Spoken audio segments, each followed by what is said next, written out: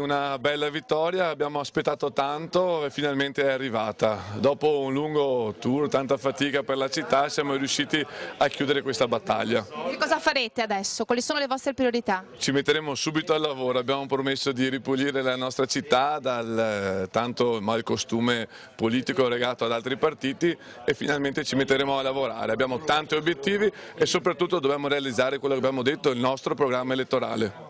Grande festa a Mogliano Veneto. Il nome di un nuovo sindaco in quella che è l'ultima città della Marca Trevigiana prima della provincia di Venezia non ha tardato ad arrivare. Dopo un'ora, 12 sezioni scrutinate su 26, il distacco tra Giovanni Azzolini, candidato per la Lega Nord, e Roberto Zago per il PD era notevole. In piazzetta Pio X i sostenitori di Giovanni festeggiavano già a metà pomeriggio. Una vittoria annunciata che si sentiva nell'aria da 2 settimane dopo il primo turno, con il mancato accordo tra Zago e la Fazzello, candidata per l'Italia dei Valori, che il 6-7 giugno ottenne il 17% dei consensi. Questi voti sarebbero dovuti andare al candidato del PD, ma qualcosa non ha funzionato, visto anche la bassa affluenza alle urne. Solo il 54% dei moglianesi è andato a votare.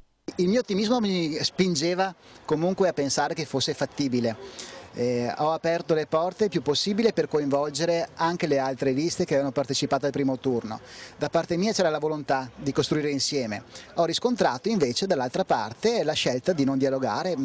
E la Lega ha corso da sola, contro tutto e tutti, anche contro gli alleati del PDL che dopo aver visto Lucia Tronchini registrare solo il 15% dei consensi al primo turno hanno deciso di appoggiare il candidato del PD per il ballottaggio. Ma Mogliano Roccaforte del centrosinistra per oltre 60 anni questa volta ha voluto girare pagina e passare alla Lega dopo una campagna infuocata e diciamocelo anche un po' spudorata. Ora c'è solo da sperare che questo comune, già in mano ad Azzolini allora del PD dal 2006 al 2008, non venga di nuovo commissariato. Per adesso la Lega si gode il successone di Marca per questi ballottaggi, tenendosi Vittorio Veneto con Darè e conquistando Mogliano da oggi alla guida di Giovanni Azzolini.